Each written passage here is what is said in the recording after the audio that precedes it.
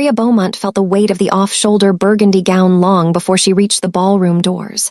It was a dress that didn't fit her spirit, satin and soft.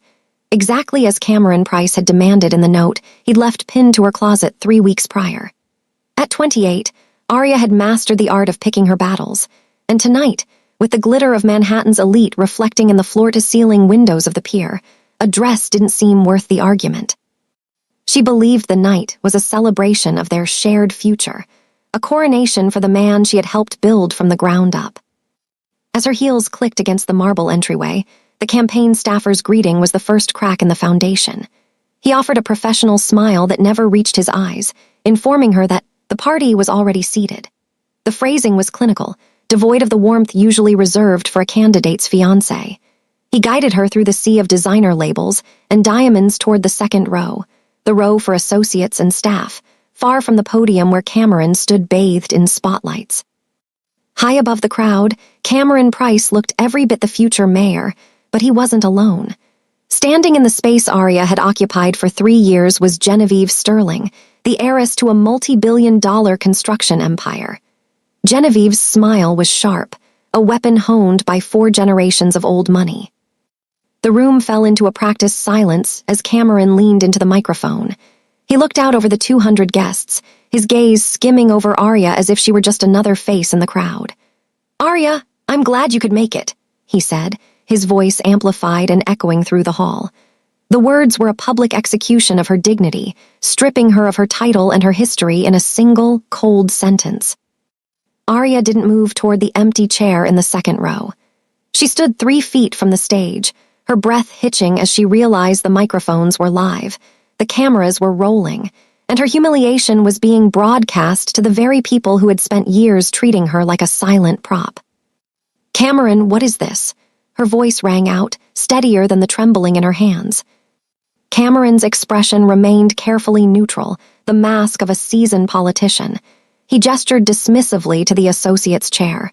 "Please, sit, Arya. There's an announcement you need to hear." She didn't sit. In that moment, as the elite of Manhattan watched her fall, Arya Beaumont realized that the foundation of her life hadn't just cracked, it had been demolished. "Hello, family. Nice to have you on here. Before we proceed with the story, I would love to know where you are watching from. Drop it in the comment and also subscribe to this channel if you are new here. Now let's proceed with the story." The cold Manhattan rain didn't just fall, it punished. Arya Beaumont stood on the curb outside the pier, her thin heels sinking into the grimy slush of the gutter. The burgundy satin gown, which had felt like a cage inside the ballroom, now felt like a second skin of ice. Behind her, the muffled roar of the fundraiser continued, the sound of champagne flutes clinking and the rhythmic applause for Cameron Price's new life. To the 200 elite guests inside, Arya had become a ghost before she even left the room. She didn't cry. The shock had bypassed tears and gone straight to a hollow, vibrating ache in her chest. Every flash of a passing taxi's headlights felt like a camera shutter, a reminder of the viral humiliation that was likely already circulating on social media. She was a lead structural engineer who had spent years calculating the load-bearing capacity of skyscrapers, yet she hadn't seen the structural failure of her own life until the roof caved in. A black town car swerved too close to the curb, sending a spray of freezing gray water over her hem. Arya didn't even flinch. She felt untethered, a nameless woman in an expensive dress with nowhere to go and no one to call.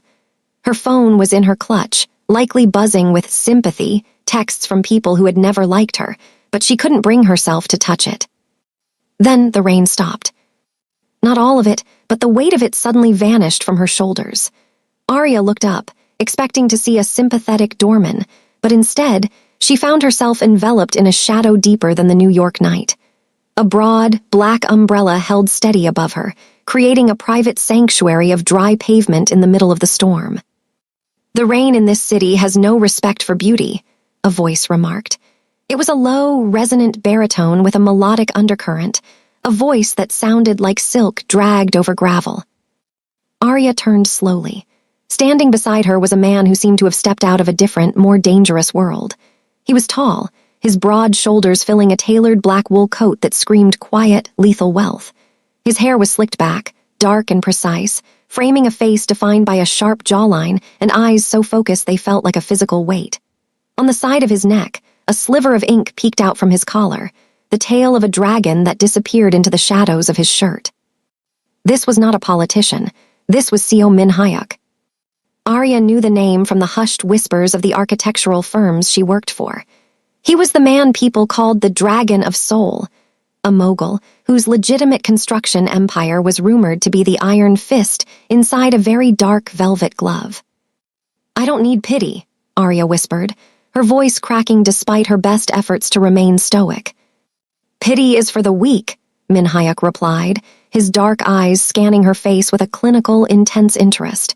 He didn't look at her with the condescending sympathy she had seen on the faces inside the ballroom. He looked at her as if he were inspecting a diamond that had been tossed into a trash heap. "I am offering protection. There is a difference." He stepped closer, the scent of sandalwood and expensive tobacco cutting through the smell of wet asphalt. The heat radiating from his body was the first warmth Arya had felt in hours. "I watched the broadcast," he said, nodding toward the glowing windows of the ballroom above. "Cameron Price is a man who builds on sand. He just threw away the only foundation that was holding him up. That was his mistake. I do not make mistakes." Arya shivered, her breath hitching in the cold air. "What do you want, Mr. Seo?" "I have a project," he said, his gaze dropping briefly to her shivering hands before returning to her eyes.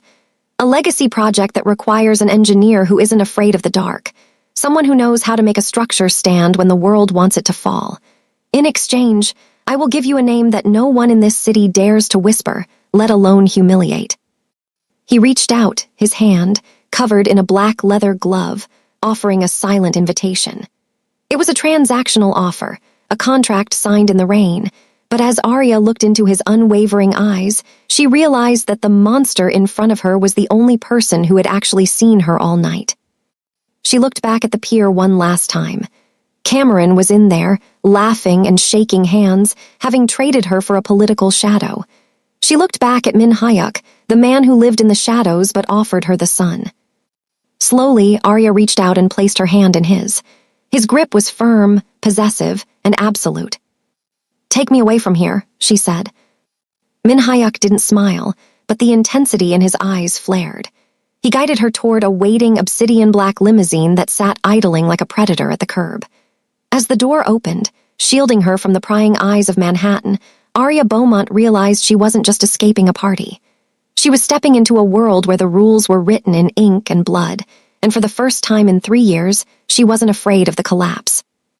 The transition from the freezing chaos of the Manhattan streets to the interior of Seo Min-hyuk's estate was like stepping into a different dimension of reality.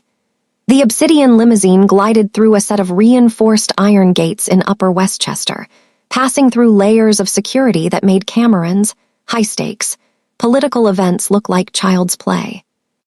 Arya watched the world through the tinted glass, her fingers still numb. Beside her, Min-hyuk remained a silent, steady presence, his silhouette cut from the shadows.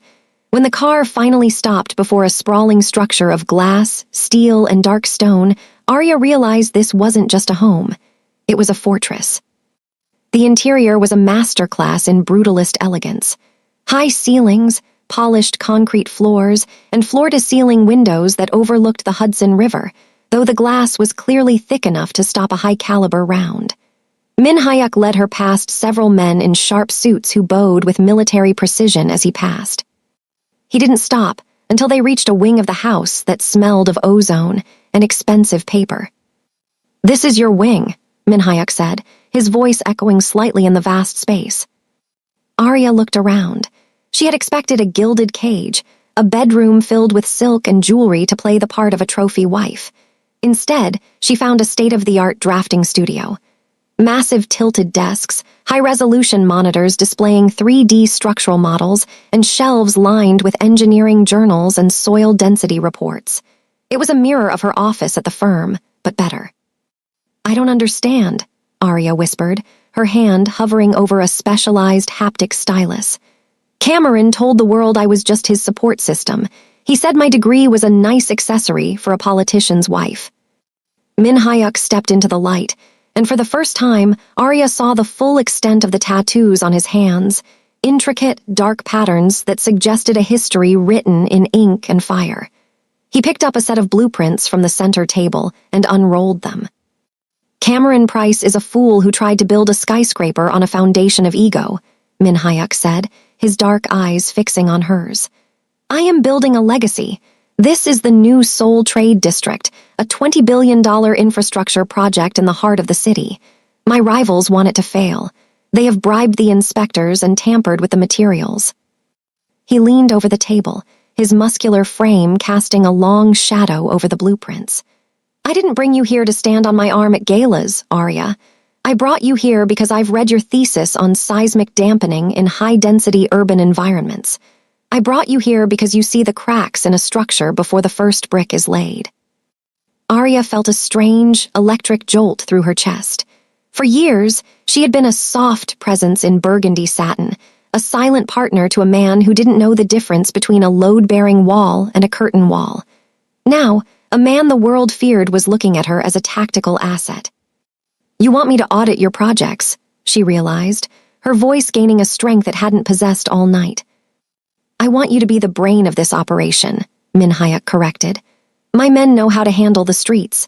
They know how to handle the physical threats. But they don't know how to spot a fraudulent stress test or a compromised steel beam. You do. You will be my ghost architect. You will find the weaknesses my enemies are hiding, and in return, I will provide the power to erase the people who tried to destroy you. He slid a black folder across the table. Inside was a legal contract, but not a marriage certificate. It was a high-level consultancy agreement with a retainer that made her previous salary look like pocket change. At the bottom was a second document, a non-disclosure agreement with a Seal Arya recognized as a private security firm. The Hallstroms and the Prices think you are a discarded woman wandering in the rain, Min Hyuk murmured, stepping closer until she could feel the heat of his presence. Let them think that, while they celebrate their victory, you will be under my protection, dismantling the very world they think they own. Arya looked at the blueprints, then at the man standing before her. He was a monster by reputation, a leader of a world she didn't understand. But as she looked at the drafting table, she realized he had given her the one thing Cameron never could, a sense of purpose. I'll need access to the site's historical soil reports and the last 3 months of the material procurement logs, Arya said, her mind already shifting into professional gear. A flicker of something resembling a smile touched Min Hyuk's lips. It was a cold, sharp expression, but it held a glimmer of genuine respect. Everything is already on your server, he replied.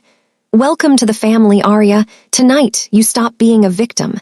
Tomorrow, you become the architect of their downfall. As Arya sat at the desk, the burgundy dress finally feeling like a costume she was ready to shed, she realized that the infrastructure of power wasn't just about the buildings Min Hyuk owned. It was about the man himself, and the fact that he was the first person to realize that her brain was the most dangerous weapon in the room. The clock on the drafting studio wall blurred past 3:00 a.m., the only sound in the room being the low hum of the high-performance servers and the rhythmic scratching of Arya's stylus. She had shed the burgundy gown hours ago, replaced by an oversized gray sweatshirt and leggings she'd found in the suite's wardrobe, her hair piled into a messy, voluminous crown. Her eyes ached from staring at the procurement logs for the new Seoul Trade District, but the data was finally screaming the truth she had suspected. The load-bearing columns for the primary tower were being forged with substandard carbon steel. The heavy oak door creaked open, and a shadow stretched across her workstation. Arya didn't jump. She had grown used to the silent, predatory grace of the house's master. Min Hyuk entered without his tailored blazer, his white dress shirt unbuttoned at the collar and sleeves rolled up to his elbows. In the harsh glow of the LED desk lamps, the tattoos Arya had only caught glimpses of were now fully revealed. Intricate black ink crawled up his forearms, not just the scales of a dragon, but traditional Korean landscapes, crashing waves, and script that looked like ancient poetry. They were a map of a life lived in the trenches of power, a sharp contrast to the pristine, sterile image Cameron had always cultivated. You're still awake, Min Hyuk noted, placing a heavy crystal glass of amber liquid on the edge of her table. He didn't offer her a drink. He offered her a plate of sliced fruit and dark chocolate, a silent acknowledgement that she needed fuel, not intoxication. "The numbers don't lie, Min-hyuk," Arya said, her voice raspy from hours of silence. She tapped the screen, highlighting a series of stress test anomalies. "The supplier for your steel beams, Dongsun Metals, they're skimming. They're providing grade 50 steel but billing you for grade 65. If you build to the height specified in these plans, the foundation will shear under the lateral wind loads within 5 years. Min-hyuk leaned over her, his chest inches from her shoulder. The scent of sandalwood and something metallic, perhaps the scent of the city or the steel he dealt in, enveloped her. He didn't look at the screen immediately. He looked at her. He watched the way her brow furrowed in concentration, the way her warm brown skin looked under the blue light of the monitors. "I suspected as much," he murmured, his eyes finally shifting to the data. "Dongsun has been a loyal partner for a decade. Loyalty is the currency of my world, Arya. To find out it has been devalued is irritating." "It's more than irritating. It's a massacre waiting to happen," Arya countered, turning in her chair to face him. Her movement brought her closer than she intended. She could see the fine lines of fatigue around his eyes and the way a particular tattoo, a small, delicate lotus, rested just behind his ear, hidden by the sharp line of his hair. "Whoever authorized this isn't just stealing money. They're trying to bury you under the rubble of your own legacy." Min-hyuk reached out, his hand hovering near the blueprints. His fingers were long and steady, the ink on his knuckles spelling out words in a language Arya couldn't read, but the strength behind them was universal. For a moment, the death god of the tabloids was gone, replaced by a man who looked genuinely weary of the shadows. "My world is built on the idea that strength is the only constant," Min-hyuk said, his voice dropping to a near whisper. "Cameron Price wanted you to be a soft ornament because he is a weak man who fears anything he cannot control. But I have enough soldiers, Arya. I have enough monsters. What I have never had is a partner who can see the cracks before they break me." Arya felt a strange heat rise in her chest that had nothing to do with the studio's climate control. For 3 years, she had been Cameron's support, a role that required her to be invisible. Min-hyuk was asking for her to be his sight. He was looking at her with a raw, dangerous honesty, his ink-stained skin inches from her own. "Is that why you saved me?" she asked. "Because you needed an auditor." Min-hyuk stepped back, but the intensity didn't leave his gaze.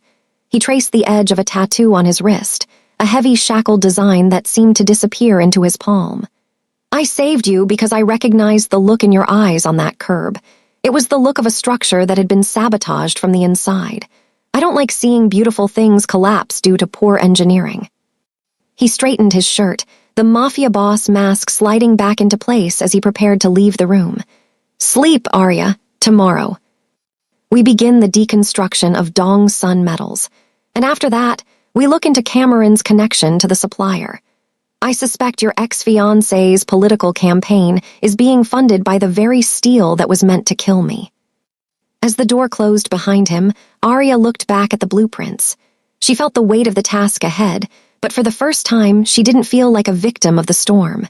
She felt like the one who controlled the lightning. She looked at her own hands, small and brown against the white paper, and realized they were finally building something that mattered. The skyline of Manhattan glittered with a cold, unforgiving light, but inside the Metropolitan Museum's Temple of Dendur, the atmosphere was thick with the scent of lilies and the hum of power.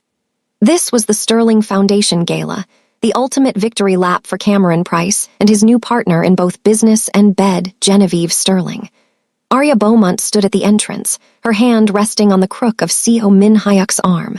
She wasn't wearing burgundy tonight. She was draped in a custom-made gown of midnight blue silk that clung to her curves like liquid metal. The deep, warm brown of her skin glowed against the cool fabric, and her voluminous curls were swept back, revealing diamond drops that caught the light with every move. Beside her, Min-hyuk was a vision of lethal elegance. His black tuxedo was tailored to perfection, the silk lapels mirroring the sharp precision of his jawline. The dragon tattoo on his neck was partially visible above his crisp white collar, a silent warning to anyone who dared to stare too long. "Remember, Min Hyuk murmured, his voice a low vibration that only she could hear.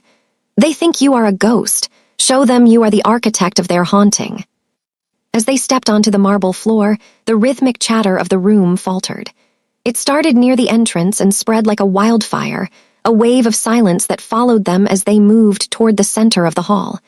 This was the elite's playground, a place where Arya had spent years being invisible.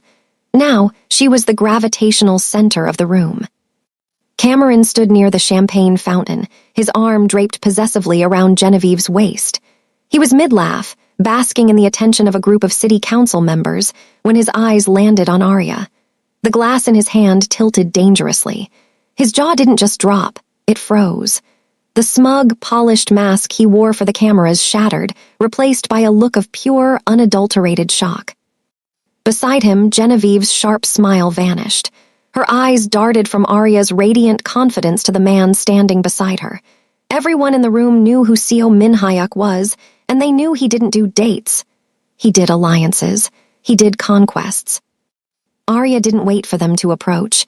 She led Min Hyuk directly toward them, her stride graceful and unhurried.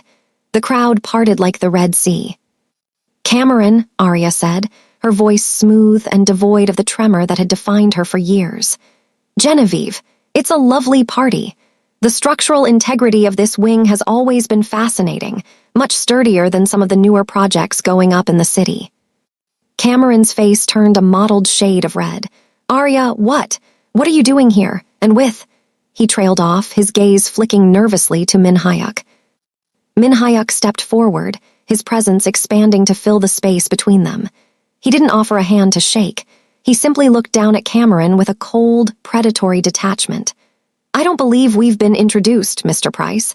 I am Seo Min Hyuk, but you likely know me as the man who just acquired the primary debt on your campaign headquarters." The silence in their immediate circle became absolute. Cameron's eyes widened, his throat working as he tried to find words that wouldn't fail him. He looked at Arya, his expression shifting from shock to a desperate, ugly realization. The soft woman he had discarded on a rainy curb was gone. In her place stood a woman who held the keys to his financial ruin. "You're with him," Genevieve hissed, her voice lashing out like a cornered animal. "Do you have any idea who this man is, Arya? He's a criminal. He is a man who recognizes a solid foundation," Arya interrupted, her eyes locking onto Genevieve, with a ferocity that made the heiress flinch. "Which is more than I can say for the Sterling Price merger. I've had a look at the blueprints for your new waterfront development, Genevieve. You might want to check the stress load calculations on those grade 50 steel beams. It would be a shame if your legacy collapsed before the ribbon cutting." The blood drained from Genevieve's face. She looked at Cameron, whose frantic expression confirmed her worst fears. They had thought Arya was a silent witness to their corruption. They hadn't realized she was the only one who knew where the bodies and the faulty steel were buried. Min Hyuk placed a hand on the small of Arya's back, a gesture that was both protective and deeply possessive. "We have other guests to greet, darling," he said, his eyes never leaving Cameron. "The mayor is waiting for your thoughts on the new bridge project." As they turned and walked away, the room erupted into a feverish hum of whispers. Arya didn't look back. She didn't need to. She could feel the weight of Cameron's gaze on her, heavy with the bitter taste of regret. For years, she had been his support beam, the invisible strength that kept his life from buckling. Now, she was the force that was going to bring it all down. "You did well," Min Hyuk whispered as they reached the far side of the room. "I'm just getting started," Arya replied, a small, dangerous smile playing on her full lips. She looked up at him, seeing the man beneath the ink, and for the first time, she realized that the reckoning wasn't just about revenge. It was about finally standing on ground that was entirely her own. The high society victory at the gala had provided a temporary rush, but back within the silent, silver-lit confines of Min Hyuk's drafting studio, the reality of the situation was far more visceral. Arya sat surrounded by the glowing screens of her workstation, the midnight blue silk of her gala gown replaced by a simple cotton shirt. She was digging into the digital bones of the Sterling Price, waterfront revitalization, project, Cameron's supposed political masterpiece. As a structural engineer, Arya understood that buildings told the truth when people wouldn't. She began cross-referencing the architectural renderings with the actual procurement orders she had intercepted through Min Hyuk's network. What she found made her blood run cold. The blueprints promised a revolutionary, floating garden spire, a massive glass and steel structure that would redefine the Manhattan skyline. But the math was a lie. Arya stared at the lateral load calculations for the central core. Cameron and the Sterlings had authorized a cost-saving measure that swapped high-tensile steel for a cheaper, brittle composite. On paper, it met the minimum code. In reality, a sustained windstorm off the Atlantic would turn the skyscraper into a vertical graveyard. The door to the studio slid open. Min Hyuk walked in, his presence immediately grounding the frantic energy of the room.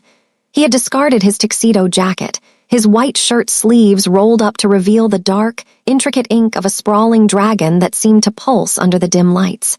He stood behind her, his hands resting on the back of her chair. "You look like you've seen a ghost," he murmured, his voice a low, soothing vibration. "Worse," Arya replied, her fingers flying across the keyboard to pull up a stress-simulated heat map. "I've seen a murder plot. Min Hyuk, this isn't just poor engineering. It's a hollowed-out shell. Look at the ledger for the foundation pouring." She pointed to the discrepancies. Millions of dollars were being billed for high-grade concrete that was never delivered. Instead, the logs showed a shell company based in the Caymans, one tied directly to Cameron's campaign fund, swallowing the difference. "They aren't building a landmark," Arya said, her voice trembling with a mixture of professional fury and personal disgust. "They're using the construction site as a massive laundry machine for dark money. They're skimming 70% of the material costs and replacing the structural integrity with prayers. If this building reaches the 40th floor, the base will shear. It's a death trap, Min Hyuk, a literal glass and steel tomb for anyone inside." Min Hyuk leaned in closer, his eyes narrowing as he scanned the data. The scent of sandalwood and cold rain clung to him. He didn't look surprised, he looked lethal. "Cameron is more desperate than I realized. He's not just trying to win an election, he's trying to pay off the people who own him. The Sterlings are providing the cover, and he's providing the signatures." He straightened, his jaw set in a hard, uncompromising line. One hand moved to Arya's shoulder, his thumb brushing the line of her collarbone in a gesture that was both possessive and grounding. "This is the crack in their foundation, Arya. Not just the building, but their souls. They think they can bury their crimes in the concrete." "We have to stop it," Arya insisted, turning to look up at him. "If that building goes up, people will die." "We won't just stop it," Min Hyuk corrected, his dark eyes burning with a terrifying, focused intensity.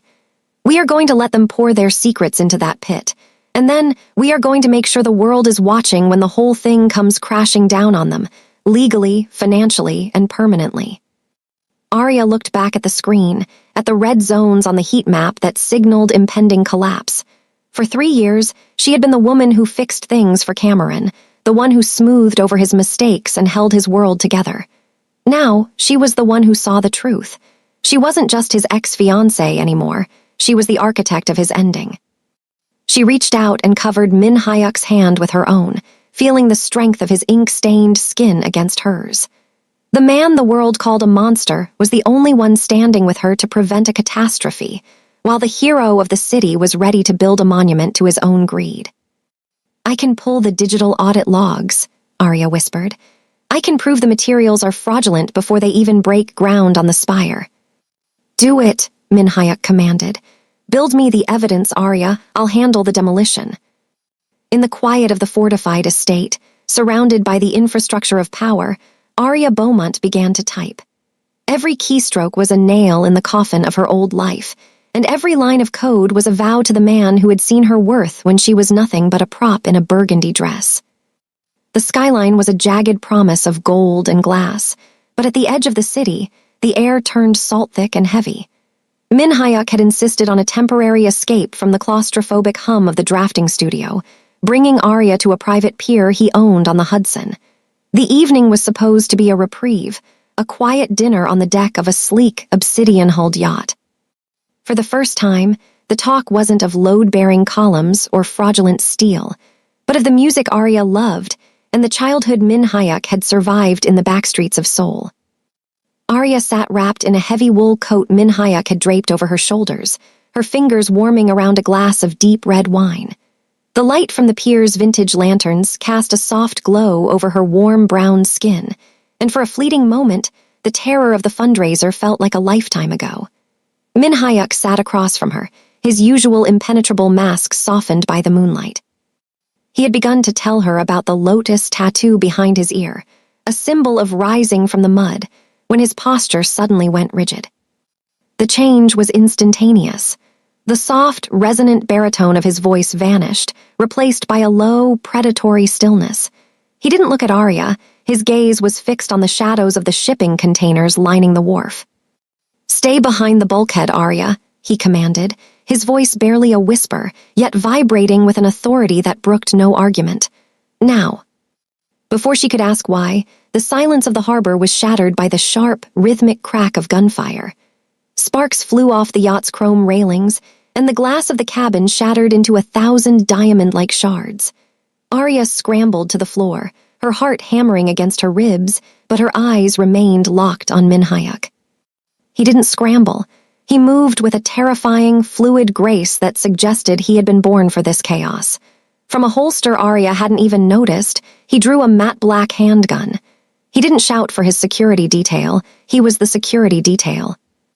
3 figures emerged from the darkness of the pier, dressed in tactical gear, their faces obscured by balaclavas. They were a rival syndicate's hit squad, sent to decapitate the Dragon of Soul while he was vulnerable.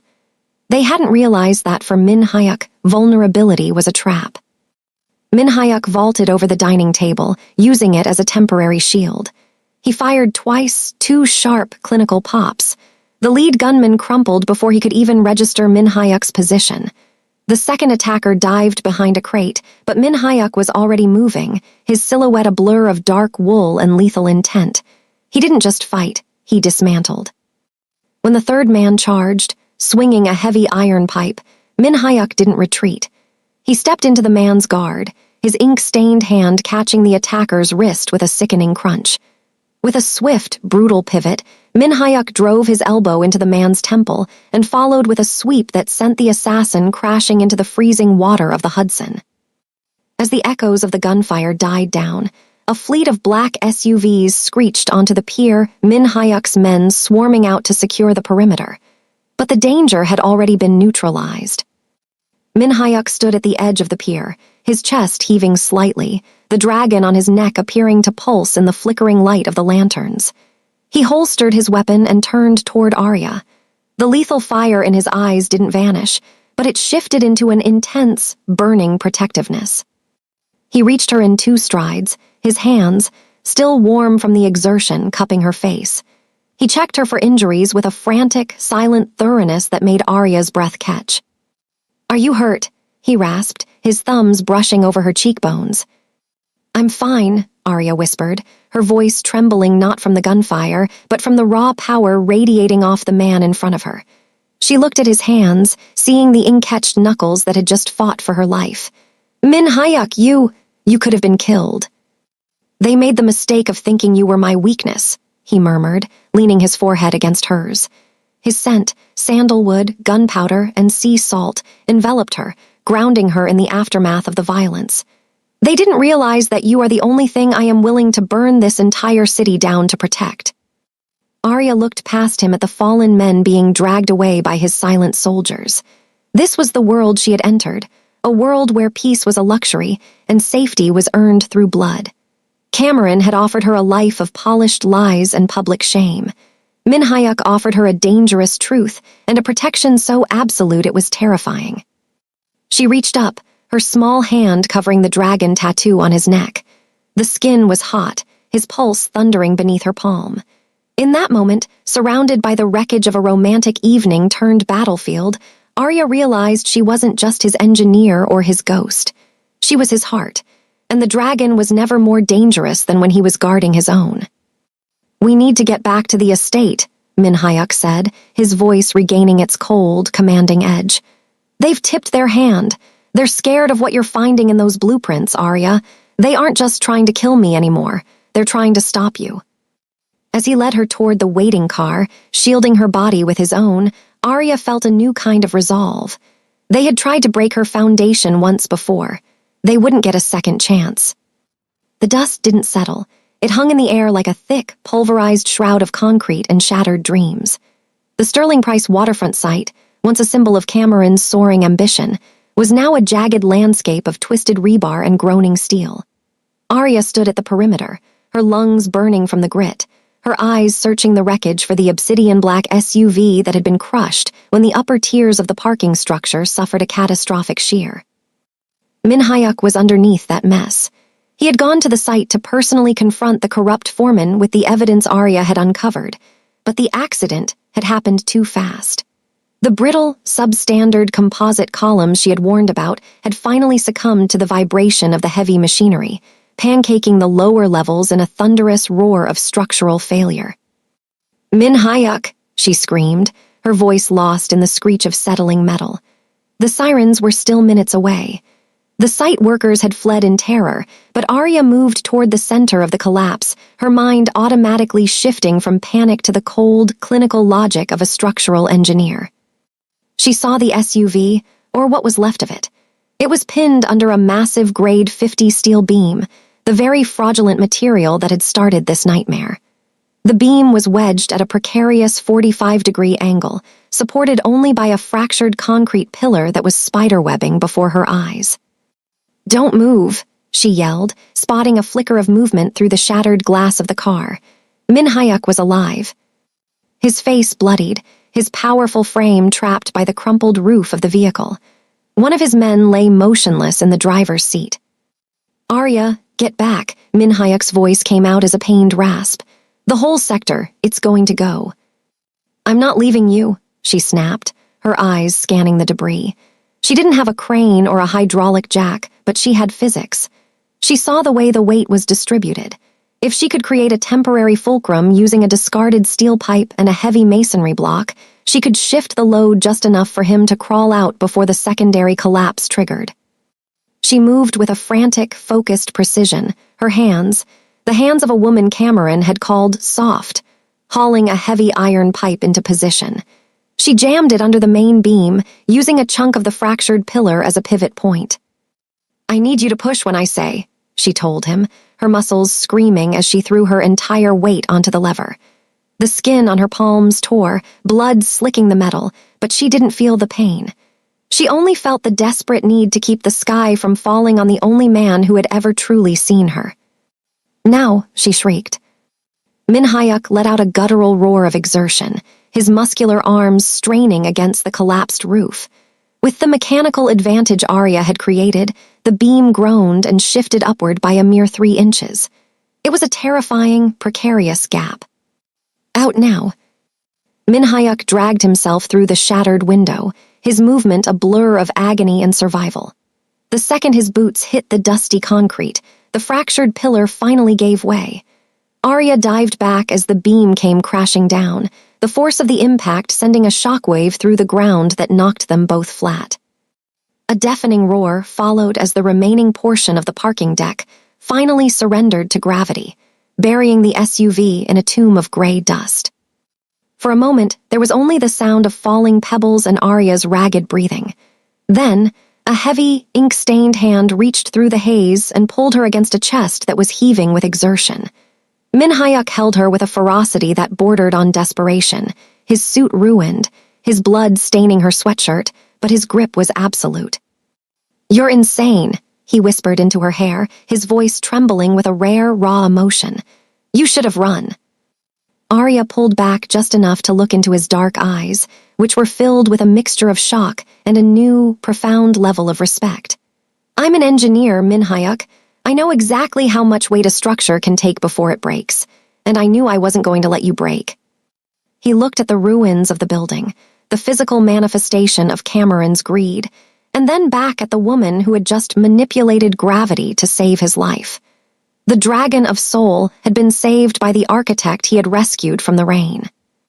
"They tried to bury us," Min Hyuk said, his voice regaining its cold, lethal edge as the distant sound of sirens finally reached them. He touched the dragon tattoo on his neck, his eyes fixed on the smoke rising from the site. But they forgot that you know how to build things that last, and I know how to destroy the things that don't. As the emergency lights began to pulse against the dust-choked sky, Arya stood beside him, her hand locked in his. The building had fallen, but their foundation was finally set in stone. The dust from the collapse had barely settled on Arya's skin before she was back in the sanctuary of the fortified estate, but she wasn't hiding. She was hunting. The warehouse disaster had been the final proof she needed, the physical manifestation of Cameron's moral rot. Now, with the raw power of Min Hyuk's digital infrastructure at her fingertips, she prepared to deliver a structural failure of a different kind. Min Hyuk stood by the floor-to-ceiling windows, his silhouette sharp against the rising moon. He had traded his ruined suit for a clean black shirt, the dragon on his neck appearing dark and restless in the low light. "The press is already calling it a tragic construction accident," he said, his voice a low, dangerous rumble. "Cameron is on television right now, playing the grieving visionary. He's blaming the subcontractors." Arya didn't look up from her monitors. Her fingers moved with a lethal cadence, navigating through the encrypted layers of the Sterling Price offshore accounts. "Let him speak," she murmured. "The higher he climbs his pedestal, the further he has to fall." She had spent the last 3 hours weaving together the digital threads she'd gathered. She had the original, uncorrupted blueprints she had drafted, the fraudulent procurement orders for the substandard steel, and the bank transfers that proved the missing millions had been funneled into Cameron's super PAC. It was a perfect, closed loop of corruption.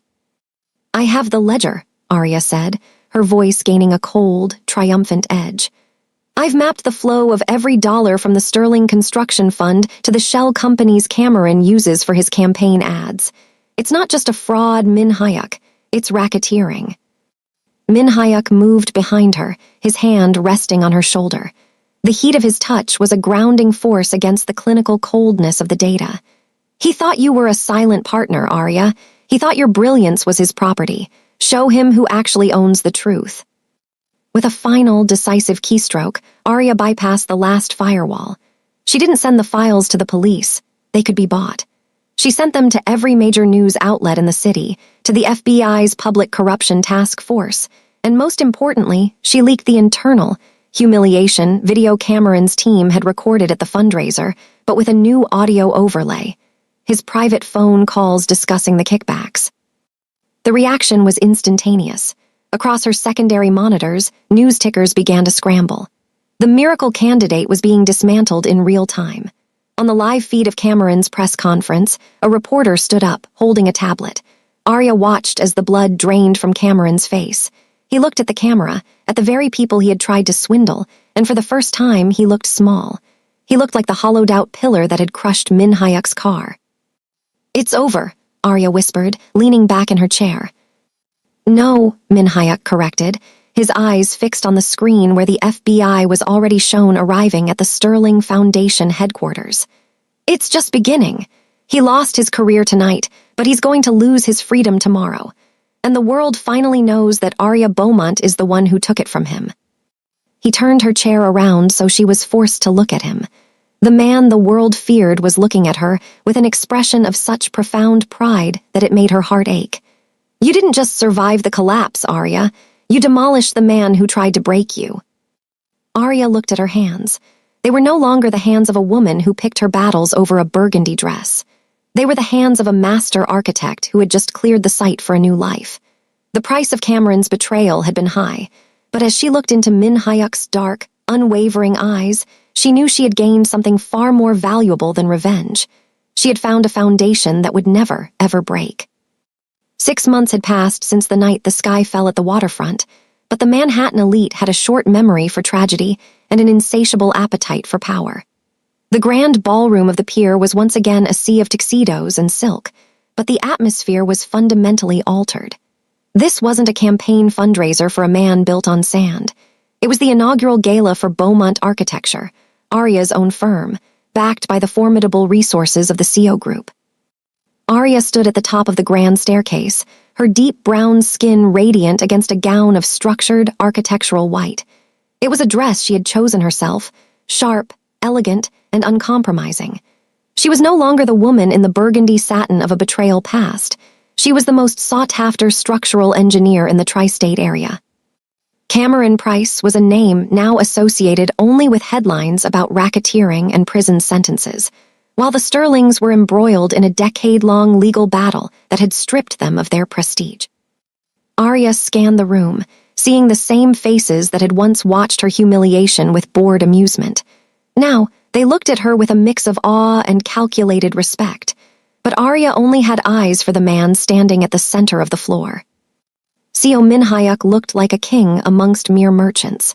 His black suit was a masterpiece of tailoring, and the dragon on his neck seemed to glow under the amber light of the chandeliers. He had watched her rise over the last half-year, supporting her from the shadows as she rebuilt her reputation, never once demanding that she shrink herself for his sake. Their contract had officially ended that morning, but as their eyes met across the crowded room, Arya felt a pull that no legal document could ever command. Minhyuk raised a hand, and the room fell into a practiced, expectant hush. He moved through the crowd with that same predatory grace Arya had grown to love, stopping only when he stood directly before her. 6 months ago, Minhyuk began, his low baritone carrying effortlessly through the silent hall, I witnessed a collapse, not of a building but of a spirit. I offered a transaction to a woman I thought needed a shield. I was wrong. He looked at her, and the raw, dangerous honesty in his eyes made Arya's breath catch. The death god of soul was gone, replaced by a man who was publicly laying down his guard. I didn't give Arya Beaumont her strength. I merely provided the site for her to build it herself. She has shown me that a true partnership isn't about one person protecting the other. It's about two structures standing together to withstand any storm. To the collective gasp of the room, the man who never bowed to anyone dropped to one knee. He didn't produce a transactional contract or a business merger. He produced a velvet box that held a diamond of such incredible clarity and weight that it seemed to hold the light of the entire city. Arya, he said, his voice steady yet thick with an emotion he had spent a lifetime hiding. The contract is over. The blueprints are finished. I don't want an auditor or a ghost architect. I want the woman who saved my life to share it with me. Will you marry me, not for protection, not for a name, but because we are the only foundation that matters? Arya looked down at him, her heart thundering in a way that had nothing to do with fear. She thought back to the rainy curb, the burgundy dress, and the feeling of being discarded like scrap metal. She looked at the man who had seen her genius and worshipped it, the man who had fought for her and let her fight for him. Yes, she whispered, the word ringing out like a bell in the silence. Yes, Minhyuk. The roar of applause that followed was deafening, but as Minhyuk rose and slid the ring onto her finger, the world outside the ballroom ceased to exist. He pulled her into his arms, his grip possessive and absolute, and kissed her with an intensity that promised a lifetime of fire. Outside, the New York skyline continued its endless cycle of construction and decay. But inside the pier, a new legacy had been born. Arya Beaumont was no longer a victim of the sky falling. She was the woman who had learned to reach up and touch it. Their partnership was no longer written in ink. It was set in stone, a structure built to last for eternity.